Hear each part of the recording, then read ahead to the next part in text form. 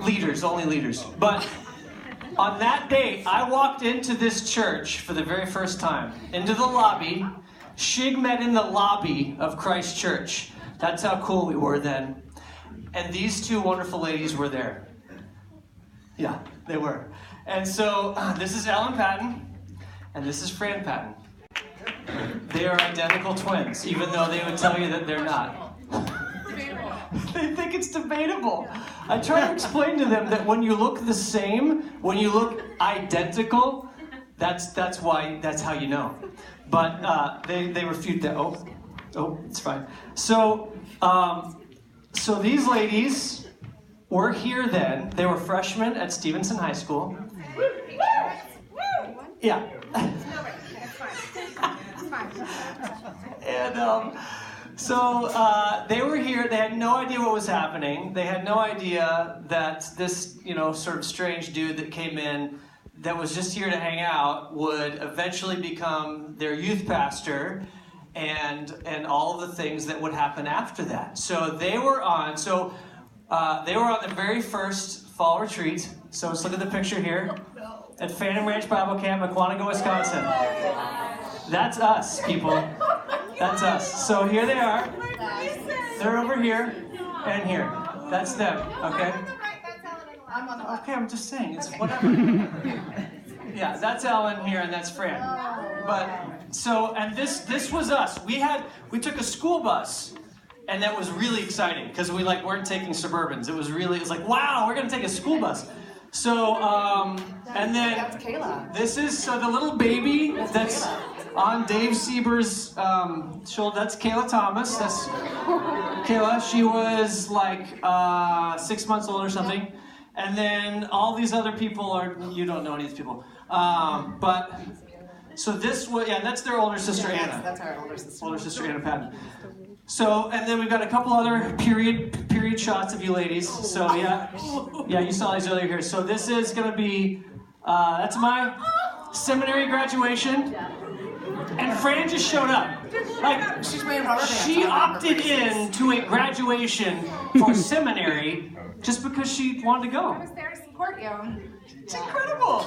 It's incredible. And it looks like that. And she looked like that with the braces. And I looked like that. And then the next shot, this is also in Kayla's baby book.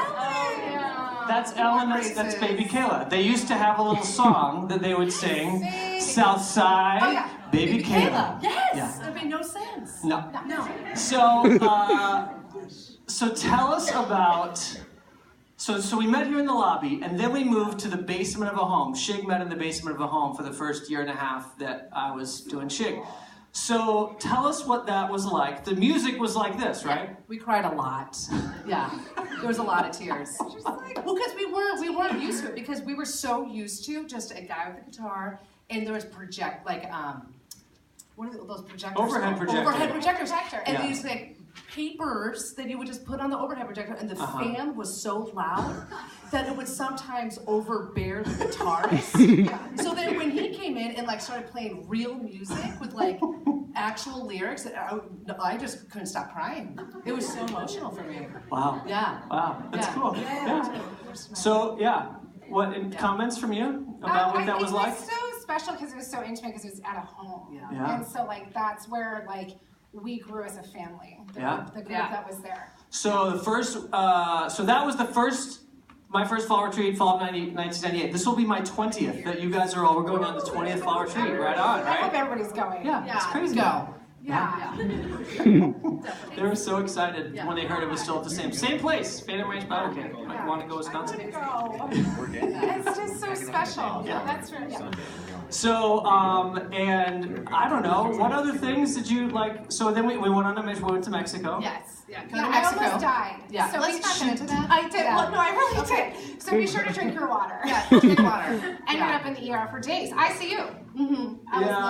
It was bad. But don't worry, let's not talk about it. So drink water on mission trips, guys. Yeah. And so, not the tap water. No, good point. Yeah. Very good point. Glad you clarified. Glad you clarified. Yeah, smart.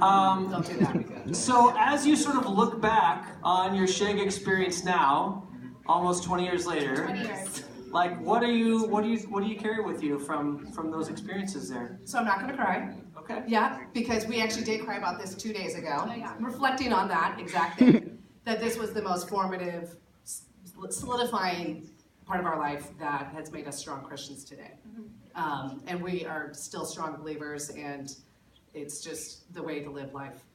Yeah, That's so cool. yeah. I Fran? fully believe Yeah, that. I can confidently say that during like now getting older in my mid-30s, that it's so cringeworthy to say that, but during my harder times though, when you're like questioning everything in life, like it was these parts of my life that I was able to make it through because of my faith in God.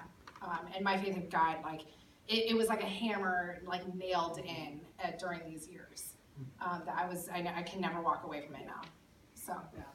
And I will just say, you know, I showed up here and I was just here to honestly, I was here to make some money because we were having a baby and I didn't have a job. And I'm like, they're going to pay me to lead worship for some youth group in Lake Forest, done. Like, this is great, you know? And I showed up and I vividly remember these two girls that first night because I was just like, these are some funny, interesting girls. These are not like, I actually kind of enjoy this. Like, this is sort of interesting.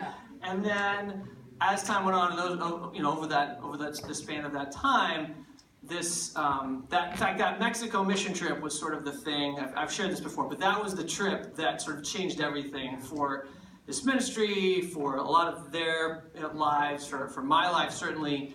And really, what we have today as SHYG, it owes, to that one summer in '98 when we went on that mission trip. So